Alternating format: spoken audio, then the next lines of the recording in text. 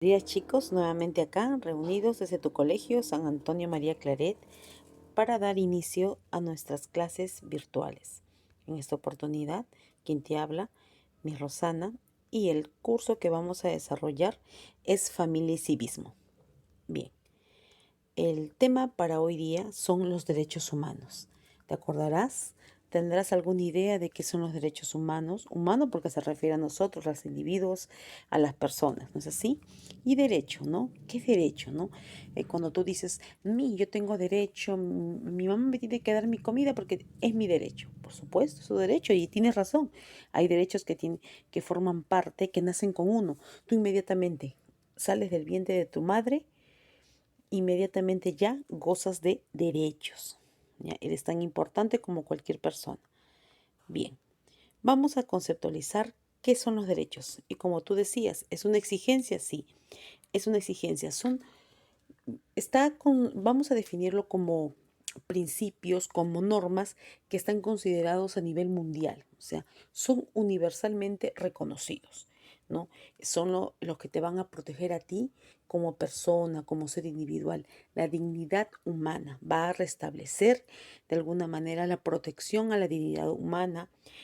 Son los que van a proclamar la justicia, la igualdad, la libertad a ti como ser individual, a ti como persona. Por eso es que los derechos humanos se dicen que son inherentes al ser humano porque nosotros nacemos con nuestros derechos. Nadie nos puede negar que tenemos derechos ya establecidos por norma, ya establecidos dentro de una ley. Y esto no solamente sucede en nuestro país, sino son universales. Bien, entonces, y eso también, por ende, nos va a permitir poder relacionarnos o desarrollarnos y desenvolvernos de la manera más adecuada en el espacio donde esté viviendo, donde yo voy a laborar, donde me voy a desarrollar, donde voy a producir, donde voy a aportar. Tú, como formas parte de una nación, de un estado, tú vas a contribuir. El hecho de que se te respete tus derechos también va a implicar una serie de obligaciones en donde tu contribución va a ser, tiene que ser la mejor, ¿no? Tiene que ser la mejor porque así el Estado te reconoce tus derechos, pero también te reconoce y te da obligaciones. Muy bien, continuamos. Vamos a ver las características que tienen estos derechos. Dice que son universales, es justamente lo que veníamos hablando. ¿Por qué? Porque esto es alcance para todos. Los derechos porque le corresponden a todas las personas. No hay persona en el mundo que no goce de los derechos humanos. Esta es una ley ya establecida a nivel mundial en todas las naciones. Si bien es cierto que cada nación tiene normas diferentes, leyes diferentes de acuerdo a sus características como Estado, de acuerdo a su forma de gobierno, pero los derechos son universales. ¿Ok? Integrales. Dice que se requiere de todos para concretar la dignidad humana, es decir, que están referidos a tu dignidad como persona, a tu vida privada, a la integridad de tu vida privada. Indivisibles o interdependientes. Quiere decir que no se pueden jerarquizar. ¿Cómo que jerarquizar? Quiere decir que no podemos darle importancia a uno más importancia que a otro. Todos son de la misma manera, tienen la misma importancia. Ningún derecho es más importante que otro. Inalienables que no se pueden suprimir, no se te pueden quitar, ¿no? Tú no los puedes perder. Ahora, acá hay un punto importante. Dice pero tú habrás escuchado también en las noticias, estamos en estado de emergencia y parte de una nación o de un estado, cuando entra en estado de emergencia, se le suprimen los derechos constitucionales. Cuando hablamos de constitucionales, hablamos de constitución, o sea, todos los derechos que están legalmente establecidos en una constitución o en la constitución de un país. ¿Por qué? Porque estamos en un estado de emergencia en el cual, de alguna manera, en el momento que vivimos, no es lo común que a ti se te supriman los derechos. No, tú gozas de tus derechos. Incluso hasta las personas que han delinquido, han cometido errores en la sociedad, gozan sus derechos, por eso es que también acceden a una defensa. Bien, hoy en día que nos encontramos en un estado de emergencia por este tema de la salud, de la pandemia, se han suspendido los derechos constitucionales. ¿Qué quiere decir? Eso que por momento, mientras dure este estado de emergencia en el cual nos encontramos, nuestros derechos quedan suspendidos. Es decir, que las fuerzas militares pueden entrar, pueden ingresar a tu casa si es que ve algo que no está cumpliendo, que no están cumpliendo las reglas como tienen que estar establecidas, como se habrían dicho, las órdenes que se ha planteado por parte del gobierno. Entonces, ¿qué pasa? Que ellos pueden ingresar, de esta manera pueden ingresar y pueden ver qué está pasando si es que estás incumpliendo la ley o la norma que se ha establecido. Entonces, eh, tendrías tú que estar respetando estas normas porque están en todo su derecho, porque es una ley que se ha establecido por emergencia.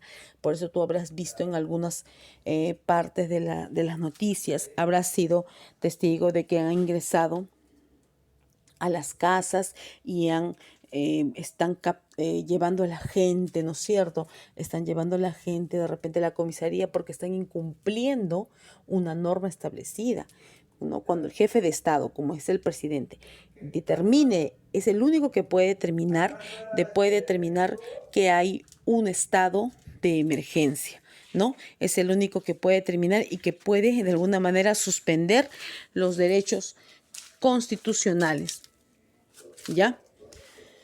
Entonces, a eso se refiere y yo te quería por eso hacer hincapié porque seguramente habrás escuchado de que por parte de las noticias que algunos derechos han quedado suspendidos por la situación de emergencia. Bien, entonces continuamos. Dice, tipos de derechos.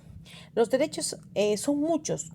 Tú gozas de infinidad de derechos y para poder establecer un orden se ha dividido, se ha establecido por generación, ¿no? Existen los derechos de primera generación, los derechos de la segunda generación y de la tercera generación. La primera generación es porque son los primeros que han sido planteados, que han sido reconocidos mundialmente y se refieren concretamente a la libertad de las personas, se refiere básicamente a la parte íntima, a la vida privada de la persona. Son derechos que van de manera individual, que hablan del individuo como ser único, como ser integral y todo lo que corresponde a los derechos que él tiene que o con los que tiene que contar. Los derechos de la segunda generación nos hablan de las personas, pero en sociedad, eh, cómo se tienen que desarrollar y cómo van a desarrollar su espacio, su entorno donde se están desenvolviendo. Concretamente, se habla de las personas en conjunto, en sociedad, ¿no? También habla del régimen económico porque es una parte del desarrollo de las sociedades. Y los derechos de la tercera generación habla concretamente sobre los actos de solidaridad, habla incluso también del resguardo al patrimonio que pertenece, patrimonios culturales que forman parte de la comunidad, quiere decir que se refieren al pueblo. Estos derechos de la tercera generación, que hablan también de la paz, surgen básicamente porque antiguamente existieron guerras mundiales. Ustedes habrán oído hablar, de repente yo con ustedes he hablado algunas veces de la Primera y la Segunda Guerra Mundial. Entonces, por el acontecimiento que se vivió en base a estas guerras mundiales, es que surgen nuevos derechos. ¿Para qué? Para que los estados, para que las naciones puedan respetar y vivir de manera pacífica, ¿no? Surge de alguna manera como respuesta a los acontecimientos que se vivió en épocas antiguas, ¿no? Hoy en día no han habido firmas de paz, ya ha habido acuerdos protocolares, acuerdos de paz, en lo cual han parado, ¿no? Hay organismos que van a resguardar todo este tipo de derechos con el fin de que las naciones y el mundo entero goce de esta paz que se requiere tanto. Acá te presento un cuadro muy resumido sobre los derechos que forman parte de cada generación, tanto de la primera generación, segunda generación y tercera generación, ¿no? Aquí están orientados, cuál es el fin y qué es lo que persiguen o qué es lo que defienden, ¿no? Por ejemplo, derechos de la primera generación están difundidos o están contenidos los derechos civiles y políticos, ¿no es cierto? Habla de la libertad, de la inviolabilidad de derechos. La segunda generación habla de estructuras sociales, políticas, económicas, culturales. Y la tercera generación, justamente de lo que te decía, de habla de la solidaridad, del equilibrio ambiental, de cómo tenemos que cuidar el planeta y de la paz que tenemos que resguardar. Bien, chicos, en esta oportunidad la única tarea que te voy a dejar, no te dejo ficha de aplicación, es ilustrar el tema. Bien, eso ha sido todo por hoy. Espero que me hayas entendido. Cualquier consulta, estaré acá conectada para que disipar cualquier duda tuya. Muchas gracias.